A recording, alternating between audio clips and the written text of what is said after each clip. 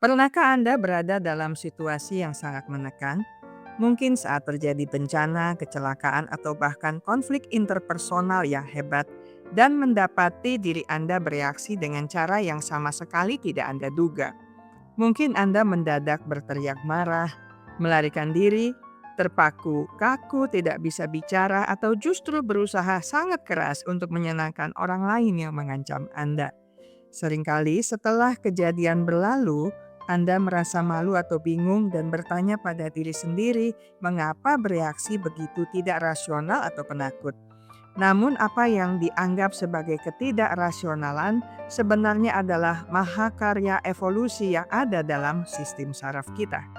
Hari ini kita akan menjelajahi ilmu saraf di balik respons stres akut untuk memahami bagaimana otak kita mengambil alih kendali demi keselamatan kita. Kita akan mengenal 4 respons utama dalam mode krisis: fight atau lawan, flight atau lari, freeze atau lumpuh, dan fawn atau tunduk. Memahami mekanisme ini adalah langkah pertama untuk melepaskan beban rasa bersalah dan menyadari bahwa tubuh kita sebenarnya sedang melakukan tugasnya untuk menjaga kita tetap hidup.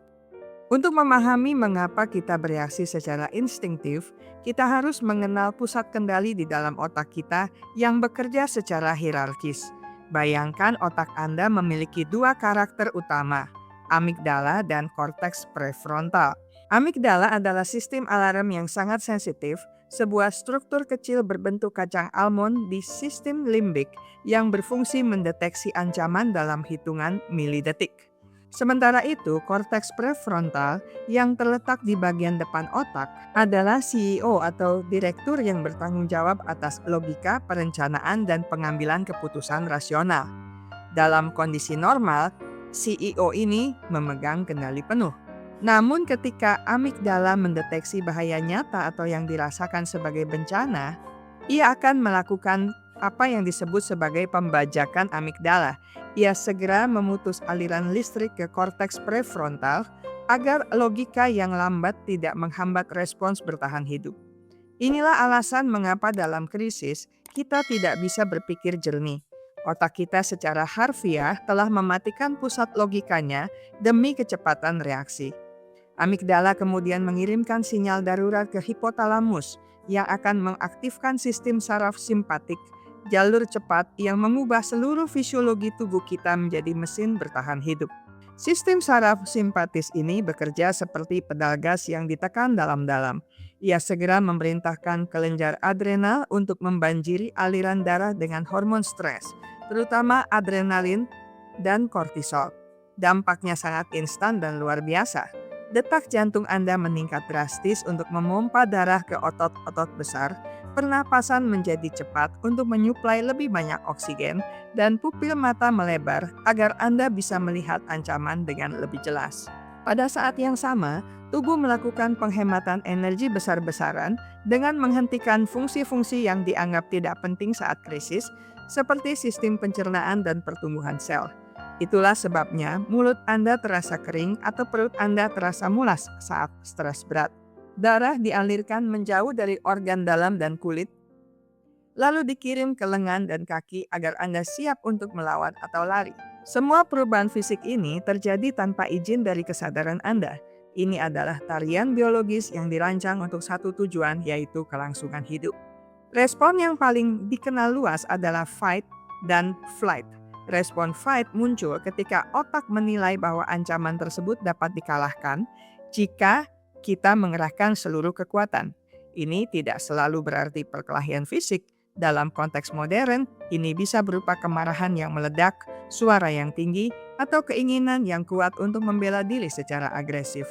Sebaliknya, respon flight terjadi ketika otak menilai bahwa kemungkinan terbaik untuk selamat adalah dengan menjauh dari ancaman secepat mungkin. Secara fisik, ini bisa berarti berlari menjauh dari bahaya, namun secara psikologis, ini bisa berupa penghindaran, kecemasan yang membuat kita ingin keluar dari sebuah ruangan atau perasaan ingin menghilang. Kedua respons ini adalah bentuk aktif dari pertahanan diri. Tubuh kita sedang memobilisasi energi dalam jumlah besar untuk bertindak. Namun, tidak semua ancaman bisa dilawan atau dihindari. dan disitulah otak kita beralih ke strategi yang berbeda. Ketika ancaman terasa terlalu besar untuk dilawan namun mustahil untuk dihindari, sistem saraf kita masuk ke mode freeze atau lumpuh. Secara biologis, ini sering dikaitkan dengan aktivasi cabang dorsal vagal dari saraf vagus, sebuah mekanisme kuno yang membuat tubuh berhenti beroperasi untuk menghemat energi atau untuk tampak tidak menarik bagi predator, seperti fenomena hewan yang pura-pura mati. Saat Anda mengalami freeze, Anda mungkin merasa tubuh menjadi kaku, suara tercekat di tenggorokan, atau pikiran mendadak kosong. Pada tingkat yang lebih mendalam, Anda mungkin mengalami disosiasi, sebuah mekanisme di mana pikiran Anda seolah-olah terlepas dari tubuh Anda agar Anda tidak merasakan sakit, fisik, atau emosional yang terlalu berat. Jika Anda pernah merasa malu karena hanya diam saat terjadi krisis, ingatlah bahwa itu adalah keputusan otomatis dari sistem saraf Anda yang paling kuno untuk melindungi Anda dari trauma yang lebih parah. Ini bukan pengecut, ini adalah strategi perlindungan diri yang sah secara biologis. Respon keempat yang kini semakin banyak dibicarakan adalah fawn atau tunduk. Respons ini biasanya berkembang dalam konteks ancaman yang bersifat interpersonal atau jangka panjang, seperti dalam lingkungan yang penuh kekerasan atau bencana yang memaksa kita bergantung pada orang lain yang tidak stabil. Respon fawn terjadi ketika seseorang berusaha mencegah ancaman dengan cara menyenangkan, menenangkan, atau berdamai dengan sumber ancaman.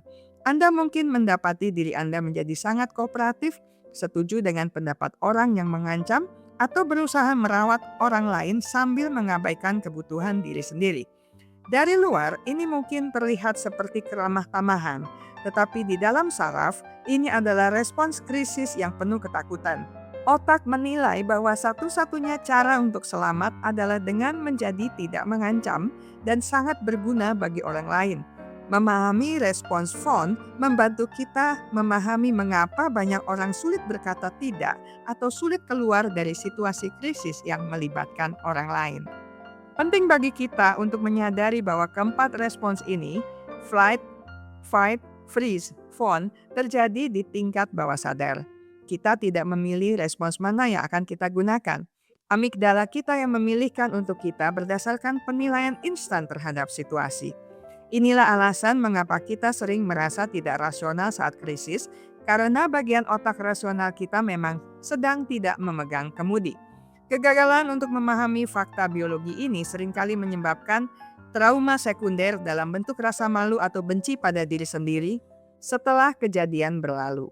Kita mungkin menghakimi diri kita sendiri atas respons tubuh kita, padahal respons itulah yang memastikan kita masih bernafas hari ini.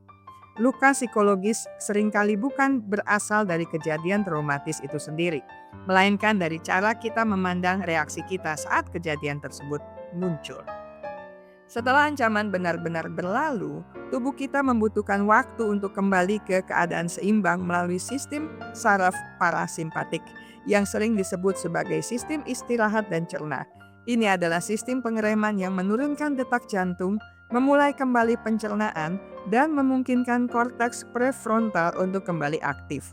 Namun pada banyak penyintas krisis, sistem alarm ini terkadang tetap menyala atau menjadi terlalu sensitif sehingga hal-hal kecil yang tidak berbahaya bisa memicu respons fight-flight yang penuh. Inilah yang kita kenal sebagai trauma yang belum terselesaikan. Mempelajari cara menenangkan sistem saraf melalui pernafasan, koneksi sosial, dan rasa aman adalah kunci utama untuk meyakinkan amigdala kita bahwa krisis sudah benar-benar selesai dan logika boleh kembali bekerja. Mari kita beri penghargaan pada tubuh dan sistem saraf kita. Meskipun terkadang reaksi tersebut terasa membingungkan atau memalukan, itu adalah bukti betapa kerasnya tubuh kita berjuang untuk kelangsungan hidup kita. Tidak ada respons yang benar atau salah dalam mode krisis, yang ada hanyalah respons bertahan hidup. Dengan memahami ilmu saraf di balik stres akut ini, kita bisa mulai memandang diri kita dengan lebih penuh kasih sayang. Kita bisa berhenti menyalahkan diri sendiri atas reaksi otomatis tubuh kita dan mulai berfokus pada proses pemulihan. Tubuh Anda telah menjaga Anda tetap aman selama badai. Sekarang, giliran Anda untuk memberikan rasa aman itu kembali kepada tubuh Anda melalui pemahaman dan perawatan diri yang lembut. Anda tidak rusak. Anda hanya sedang memiliki sistem saraf yang bekerja sangat keras untuk melindungi Anda. Saya selesai sampai di sini. Kita akan berjumpa lagi di minggu depan dengan video menarik lainnya. Terima kasih untuk kesetiaan Anda bersama channel Bahas Psikologi. Jika Anda merasa video ini bermanfaat, silakan like, share, dan subscribe channel ini untuk mengakses konten menarik lainnya. Ingat baik-baik, kesehatan mental Anda sangat berharga. Jagalah, pertahankanlah dengan sekuat tenaga.